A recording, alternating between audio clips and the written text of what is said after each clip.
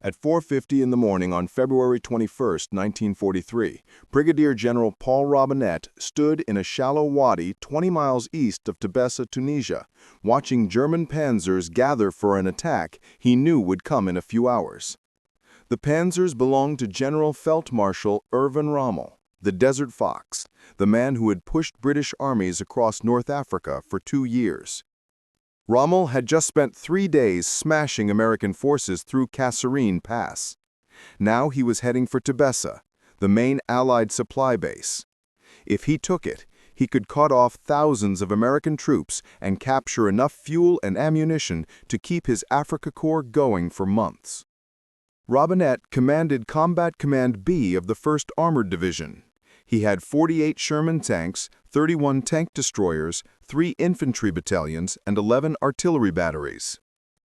Against him, Rommel brought the 10th Panzer Division, parts of the 21st Panzer, and the Italian Centauro Armored Division, maybe 120 tanks total, plus mechanized infantry and artillery.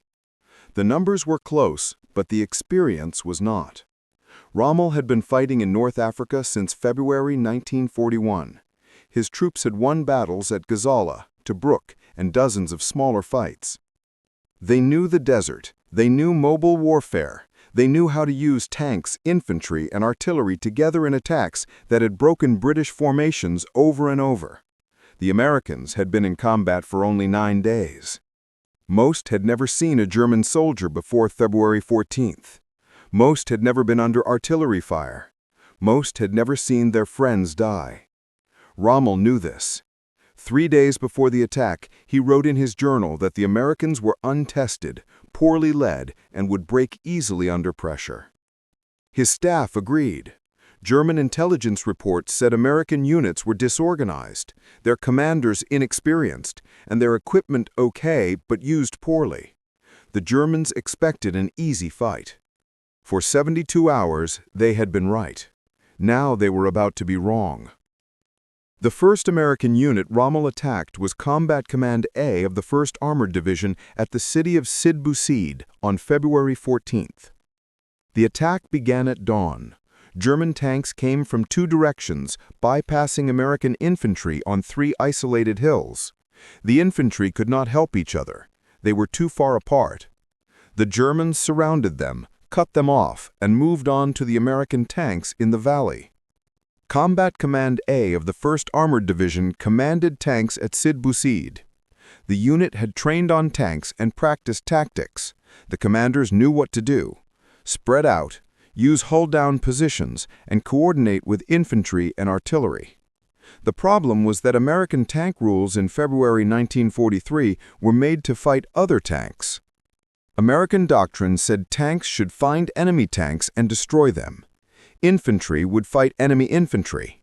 Artillery would suppress enemy guns. Tank destroyers would stop enemy armor breakthroughs. The Germans did not fight that way. German doctrine used everything together. Their tanks worked with their infantry worked with their artillery worked with their tanks. They moved together, fought together, supported each other continuously. At Sidi Bouzid, American tanks fought alone. The infantry was on the hills. The artillery was behind the infantry. The tank destroyers were spread among the infantry positions. When the German attack came, nothing worked together. The German 21st Panzer Division hit from the north. The Italian Centauro Division hit from the south. They coordinated their movements, converged on the American tanks, and caught them between 2 fires. Combat Command A fought for 4 hours. They knocked out maybe 12 German tanks. They lost 57 Shermans.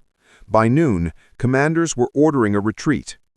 By 1400 hours, the unit had ceased to exist as an effective fighting force. The Americans tried to counterattack the next day. Combat Command C came up from the south with 60 tanks. German anti-tank guns hidden in wadis destroyed them at ranges up to 2,000 yards. The American tanks never saw what hit them. Crews bailed out, ran for cover, left their vehicles burning. By February 16th, the Americans had lost nearly 100 tanks in 2 days. Rommel watched the battle from a command post near Sidi Bouzid. He saw American tanks advancing without infantry support. He saw American artillery firing from static positions that German observers could easily locate. He saw American infantry isolated on hilltops with no route of retreat.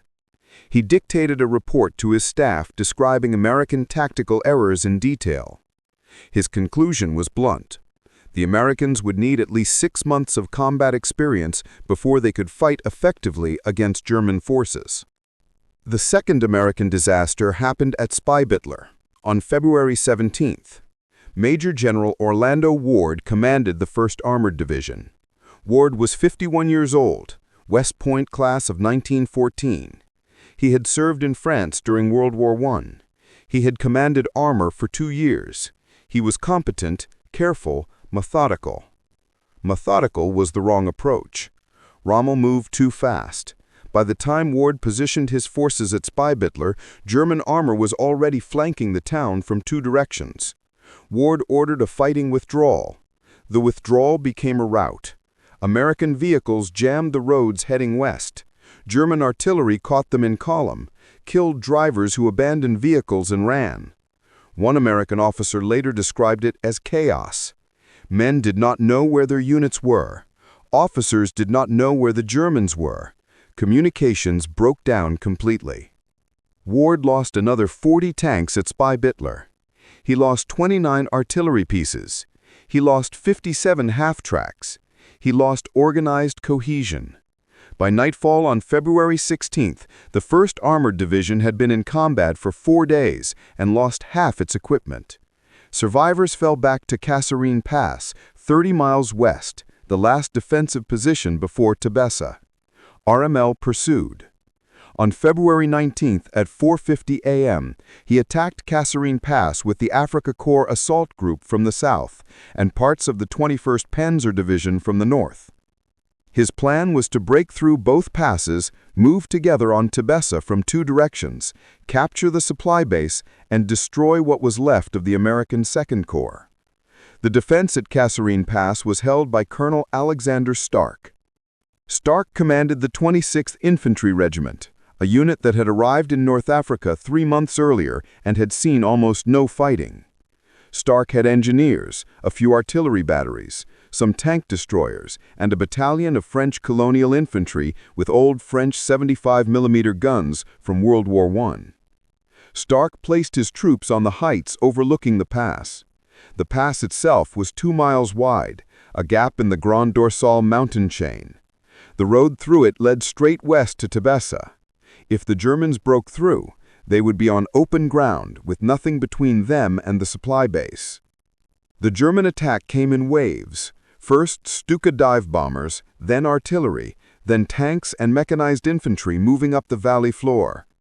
The French 75mm guns fired at 4,000 yards.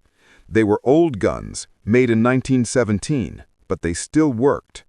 German tanks were hit, stopped, and burned. The first attack stopped. Rommel came forward himself. He saw his commanders moving too slowly and too cautiously. He told them to attack more aggressively, bring up more artillery, use the reserves, push harder.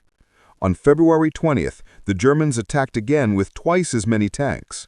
They brought 88mm anti-aircraft guns and used them to fire directly at American positions on the hills. The 88s could pierce any American tank at 2,000 yards. They could destroy bunkers. They could kill infantry in foxholes. The Americans had nothing that could match their range and power. By mid-afternoon on February 20th, German infantry had reached the heights on both sides of the pass. American positions could not hold. Stark ordered a withdrawal. His troops pulled back 6 miles to a second position near the town of Thala. The Germans controlled Kasserine Pass. The road to Tebessa was open. Rommel now had a choice. He could go northwest toward Thala and the British forces gathering there, or he could go west toward Tebessa and the American supply base. His fuel was low. His ammunition was limited. His supply lines were long.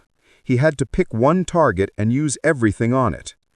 German High Command told him to attack Thala. Rommel did not agree. He thought Tebessa was the better target. Capturing the supplies there would keep his forces strong for months. But orders were orders. He split his forces and sent some north toward Thala, kept some troops moving toward Tebessa, and this weakened both attacks. This is where Paul Robinette entered the battle. Robinette was 49 years old from Missouri. He had graduated from the University of Missouri in 1917 with a degree in agriculture. He joined the cavalry during World War I and served on the Mexican border. He had spent 25 years in the Army, most of it as a staff officer. He was methodical, careful, and detail-oriented. He was not a flashy commander. He did not give inspiring speeches. He just worked on problems until he solved them. On February 19th, Robinette received orders to take Combat Command B north from Spybittler and set up a defense. Would have to cross open ground to reach American positions. The valley floor was flat, giving no cover for attacking forces. But the valley edges had wadis, shallow dips in the ground, perfect for hiding tanks hull down. American tanks could sit in these wadis with only their turrets showing, giving small targets, while keeping clear sight across the valley floor. The valley sides had ridge lines that gave excellent view. Forward observers on these ridges could see for miles. They could watch German assembly areas and call in artillery fire before attacks even started. The ridges also gave positions for infantry.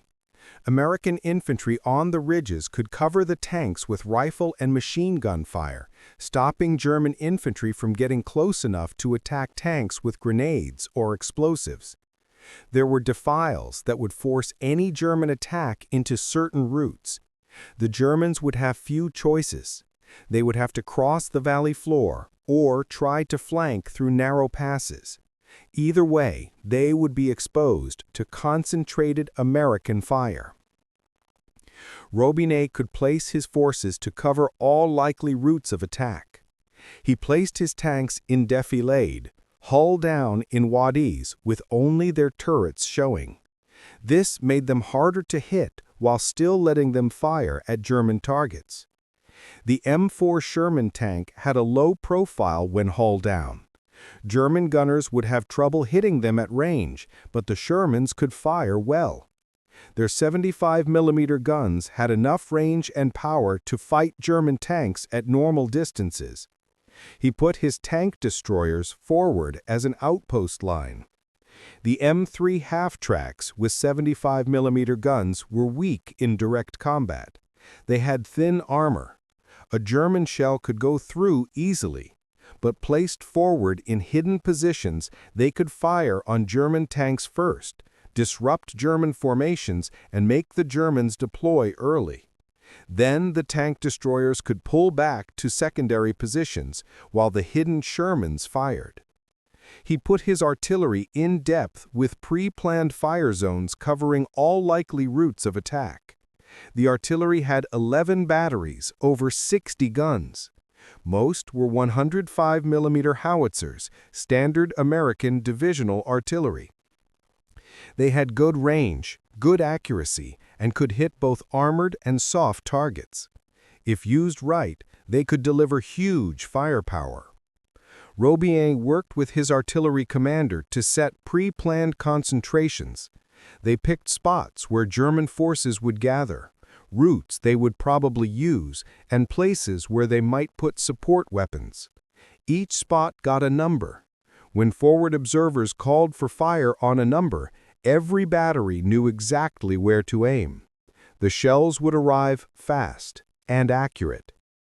He put his infantry on the flanks with clear sight. They came from the 1st Infantry Division, Terry Allen's command. They were experienced. They had fought in North Africa for 3 months. They knew how to dig foxholes, set up firing positions, and work with supporting weapons. Robinet put them where they could cover the tanks, protect the artillery from German attacks, and block the flanks. Most importantly, he coordinated everything.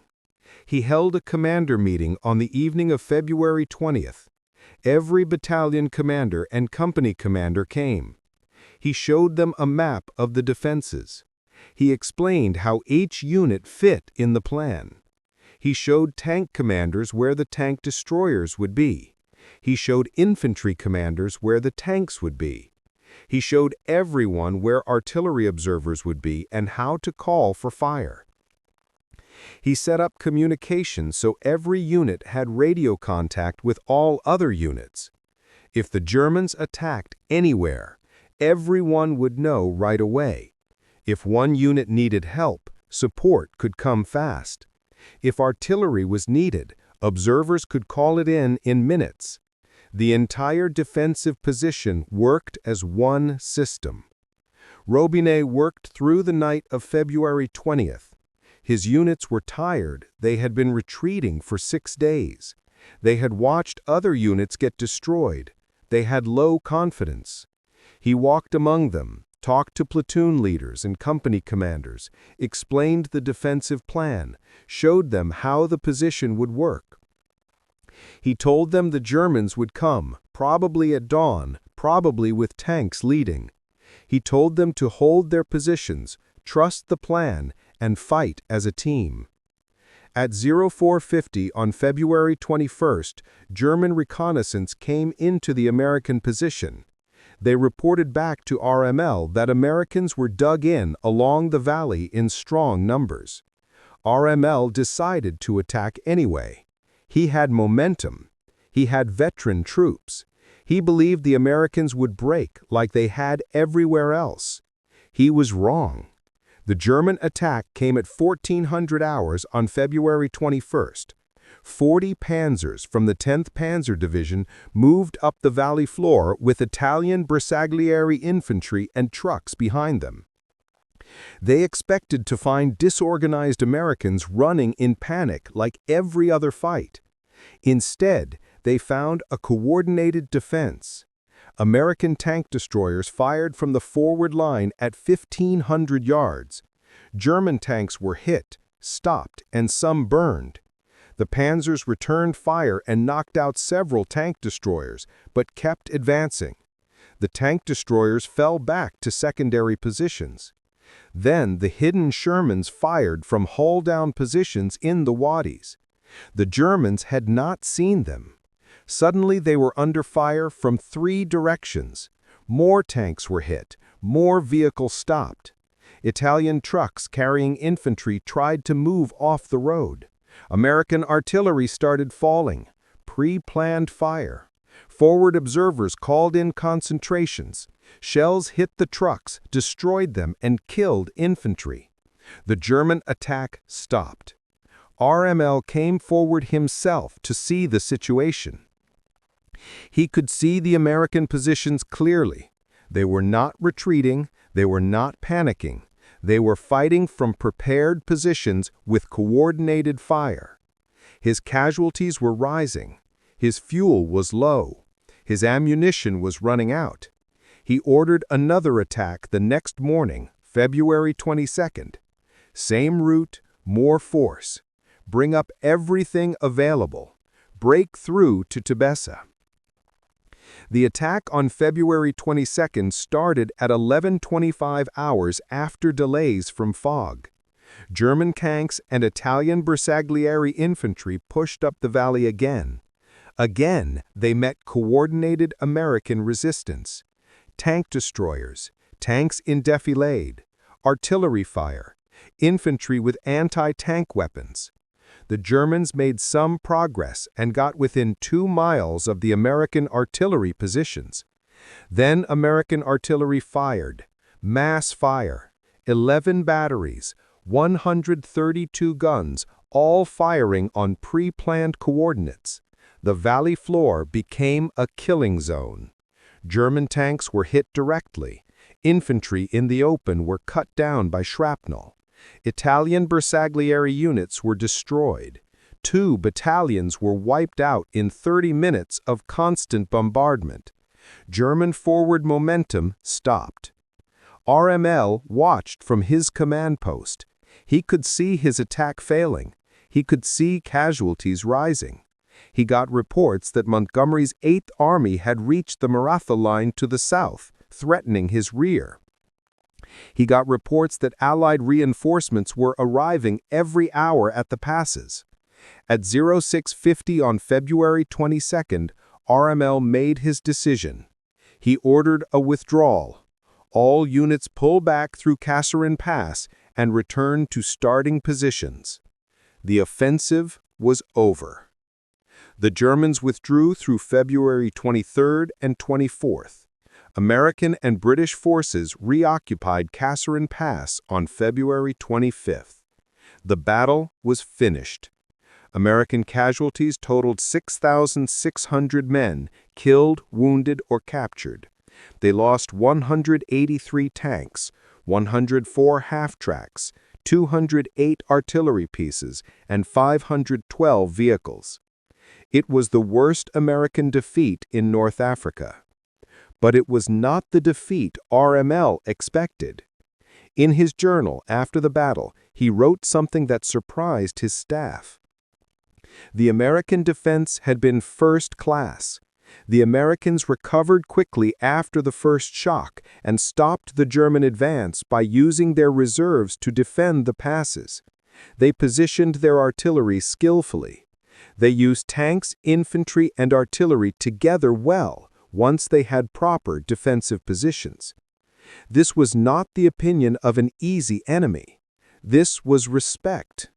What Rommel saw at the end of Kasserine Pass changed his opinion of American forces. The early battles at Sidi Bouzid and Spatler had shown him poorly coordinated American attacks and disorganized retreats. But the defensive stand east of Tibet, He saw how fast Americans recovered. He saw how well they used artillery once they set proper fire direction. He saw how well they fought from prepared positions with clear sight and coordinated support. He wrote a second assessment 2 weeks after the battle. In it, he warned German high command not to underestimate American forces. Americans had better equipment, better logistics, and more soldiers. What they lacked was experience. But they were gaining experience fast. Each battle taught them lessons. They adapted faster than British forces had. Within a few months, Rommel predicted American forces would be strong opponents. German high command ignored this. Hitler and his staff believed the early Kasserine reports. Americans were weak, poorly led, and would collapse under pressure. This belief shaped German strategy for the rest of the North African campaign. It also shaped German expectations for future campaigns in Sicily and Italy. The belief was wrong. Rommel knew it was wrong. He had seen the evidence. The battle had taught Americans important lessons. First lesson: combined arms coordination. American forces learned that tanks, infantry, and artillery had to work together all the time. Splitting them into separate groups made everyone weaker.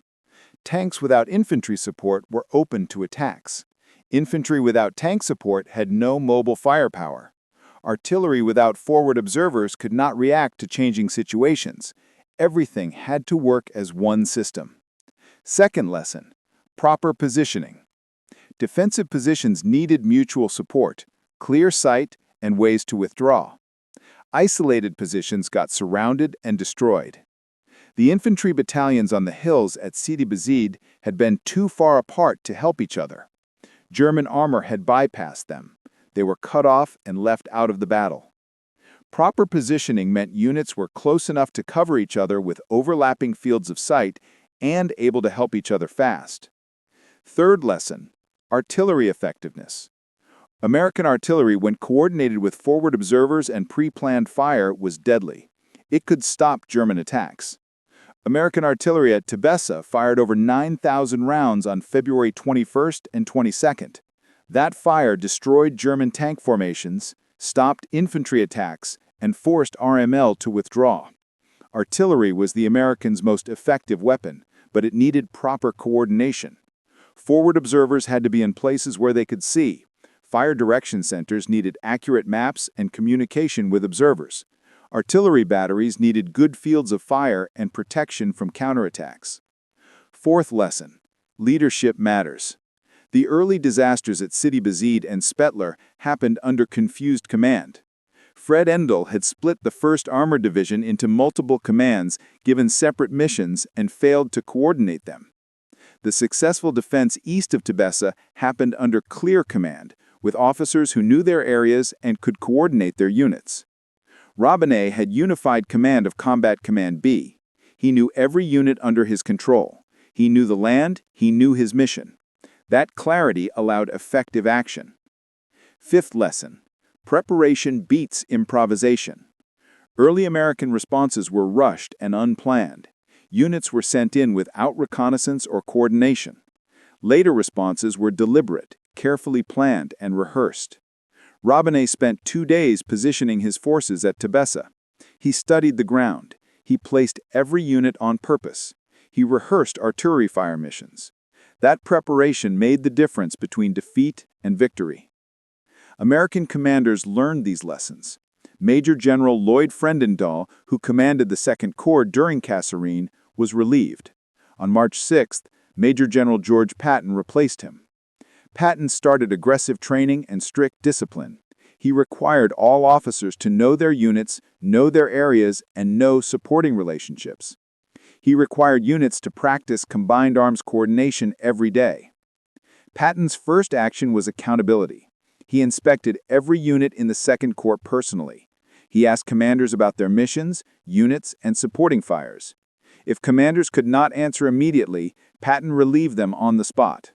Within 2 weeks, every battalion commander in the 2nd Corps knew exactly what was expected.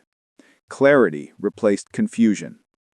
His second action was enforcing standards. He required proper uniforms, clean weapons, and military discipline. Soldiers who had grown sloppy during the retreat were brought back to standard. Patton believed discipline in camp led to effectiveness in battle. He was right. Units that kept standards in small things kept standards in combat. His third action was to rebuild confidence. He visited forward positions every day. He talked to soldiers. He asked about their equipment, training, and morale. He listened to their concerns. He made changes based on what he heard. Soldiers saw that leaders cared about them and their safety. Morale improved fast. His fourth action was to fix tactical problems.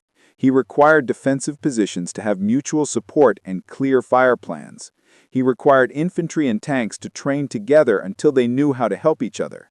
He required artillery forward observers to work with all units so they could call for fire correctly. He required tank destroyers to practice ambush tactics from hidden positions, not fighting tanks head-to-head. His fifth action was to prepare for offense. Kasserine had been defensive, but Patton knew 2nd Corps would need to attack. He required units to practice assault tactics, moving to contact and breakthrough operations. He required logistics units to practice fast resupply during mobile operations. He required engineers to practice clearing mines and building bridges under fire. Everything was rehearsed again and again until it became automatic. The results showed right away. American operations started again in mid-March 1943 with a careful advance toward the eastern dorsal on March 17th. 2nd Corps launched an attack towards Gafsa. Patton's forces moved with coordinated combined arms. Infantry took high ground while tanks provided mobile firepower. Artillery prepared each objective before troops moved. Engineers cleared mines and improved roads for supply vehicles.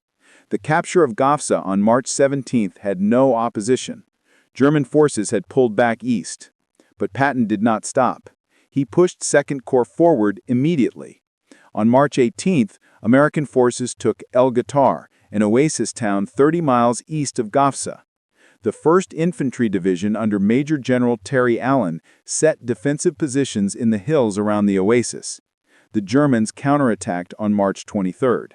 The 10th Panzer Division, the same unit that had destroyed Americans at Sidi Bouzid 5 weeks earlier, came west with 50 panzers and mechanized infantry. They expected to drive the Americans back, like in February. They were wrong. American artillery fired at maximum range. Forward observers on the hills could see the valley approaches clearly. They called in concentrations on German assembly areas before the panzers even started. Shells hit tanks. Some were destroyed, others forced to move. The attack lost organization before it began. The panzers advanced anyway. They moved across open ground towards American positions.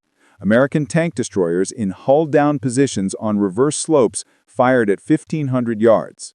The tank destroyers were the same M3 half-tracks with 75mm guns that had failed at Sidi Bouzid 5 weeks earlier, but now they were placed correctly with clear sight and infantry support. They had infantry support on their sides. They knocked out German tanks one by one. 28 panzers destroyed in 4 hours. The German attack fell apart. Some tanks pulled back. Others tried to go around the American position. American artillery changed fire to stop the flanking tanks. More German tanks were hit. The attack stopped completely. By evening on March 23rd, the 10th Panzer Division had pulled back with heavy losses. The Americans held El Ghoutar. This was the first time American forces had clearly beaten a German tank counterattack. The difference from Sidi Bouzid was huge. Same German division, same American equipment, but completely different result. The change was leadership and preparation. Patton had spent 4 weeks rebuilding Second Corps. The results showed on the battlefield. The Germans attacked El Ghoutar again the next week. Each attack failed. American defenses were too strong, American artillery was too effective, American infantry and tanks worked together too well. By early April, German forces in southern Tunisia were pulling back east to their final lines. RML was not in command at El Ghoutar. He had been sent back to Germany on March 9th for medical treatment. But he heard the reports. American artillery destroyed German armor. American defenses were well coordinated. American forces held against everything Germans threw at them. This was exactly what he had predicted. The Americans, in March 1943, were not the same Americans from February. They had learned, they had adapted, they had taken lessons from Kasserine and used them correctly. Patton had rebuilt Second Corps into a strong fighting force in 30 days. RML understood this faster than any other German commander. He understood because he had seen the change happen in real time during the Kasserine battle. He had seen Americans break at Sidi Bouzid, panic at Spetler, then stabilize and fight well east of Tebessa.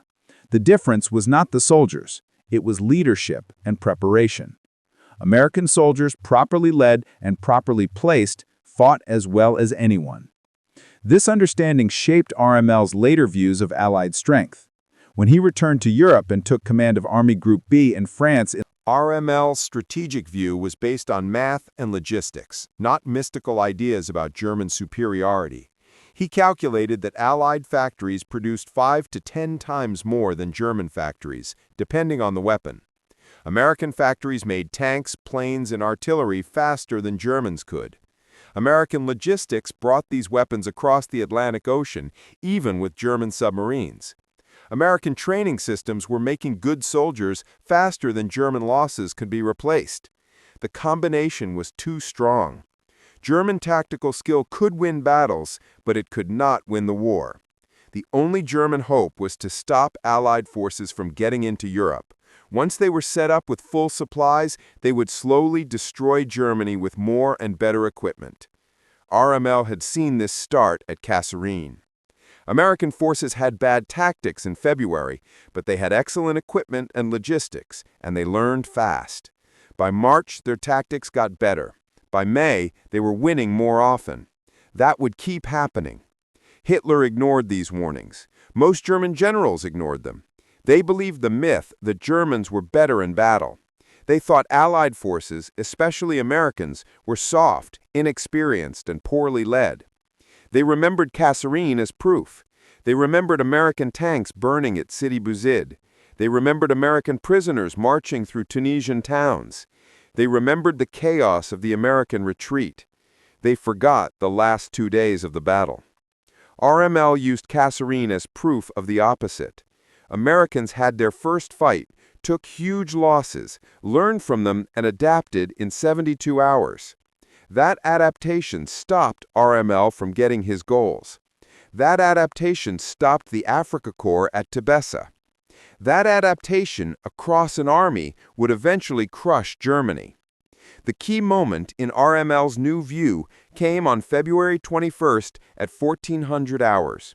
He watched the German attack stop in the Ba-Fusana Valley. He thought Americans would run in disorder like they had everywhere else. Instead, he saw organized defensive fire, coordinated artillery, tanks fighting from prepared positions. He saw a combined arms defense like British forces could do. He immediately understood what it meant. Americans had lost for 9 days, but had not lost their cohesion or will to fight. They fell back, regrouped, learned, and adapted.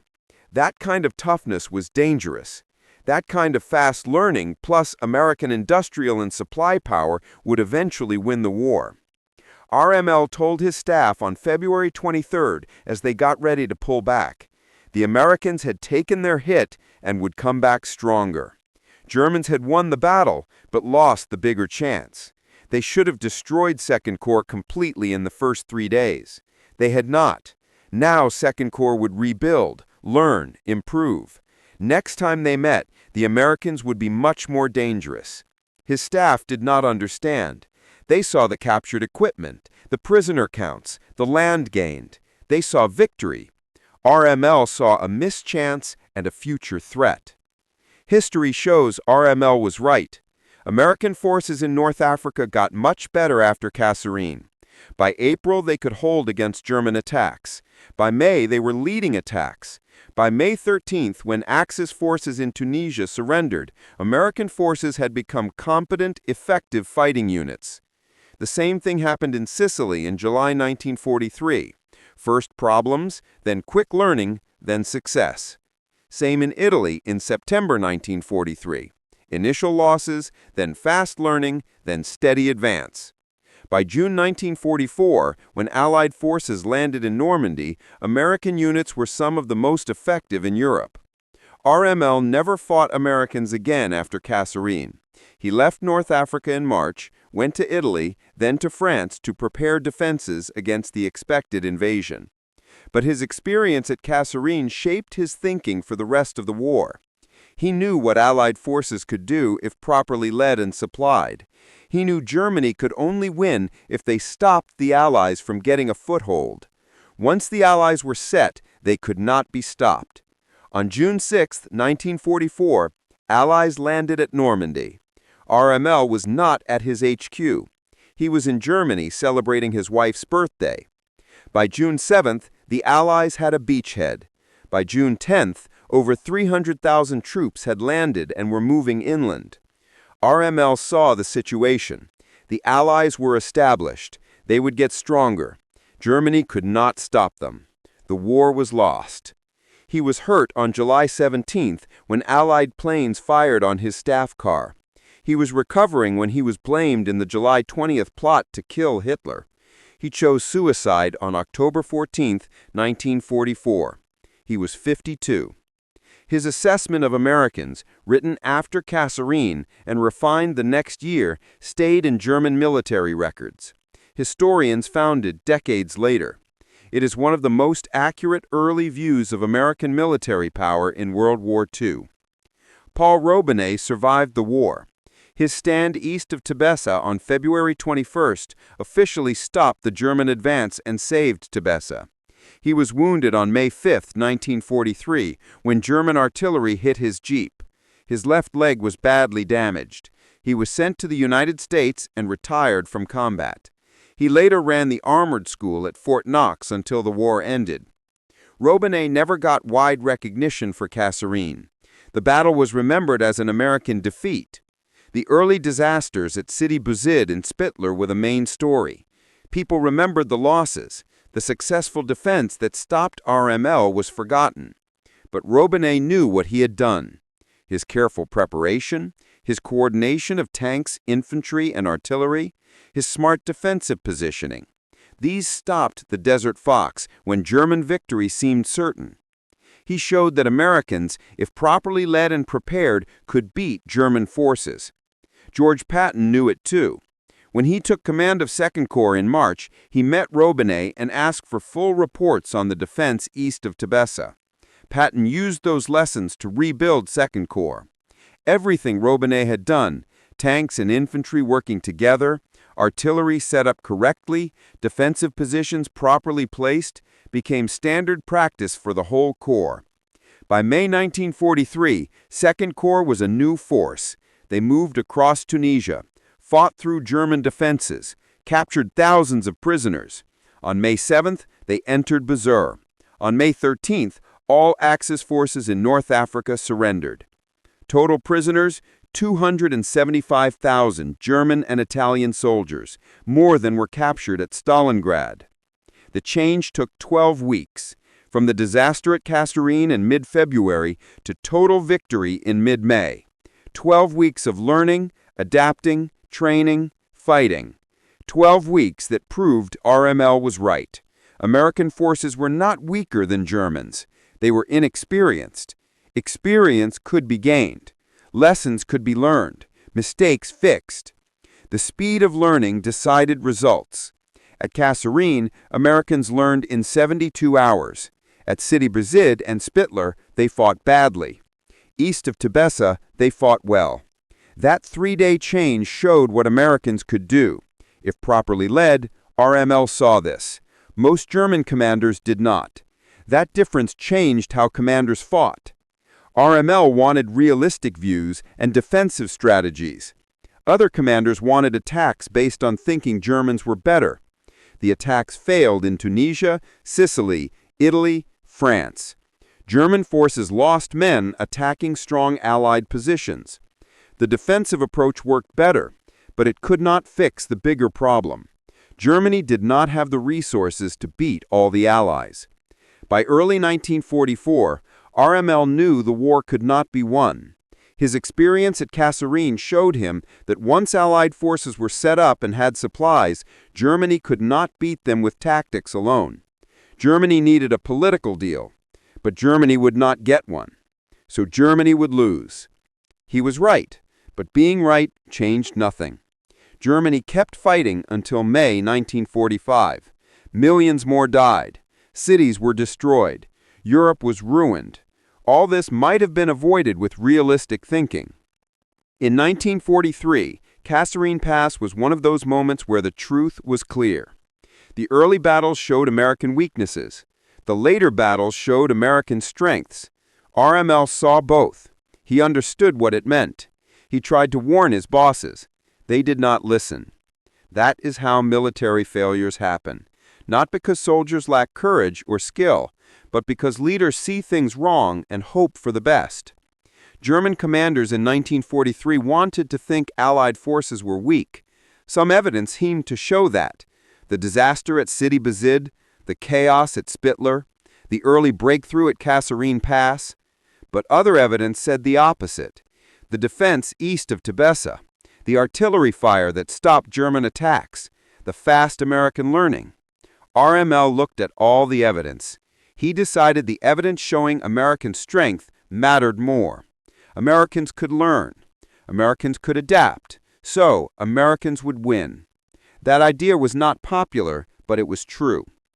The Battle of Kasserine Pass ended 89 years ago. Historians still talk about it. Some focus on American losses, the men killed or captured, the tanks and equipment lost, the land taken by Germans. Some focus on the lessons Americans learned, how fast RML's headquarters at Kasserine is gone. The pass is now a modern highway. Tourists drive through without knowing history.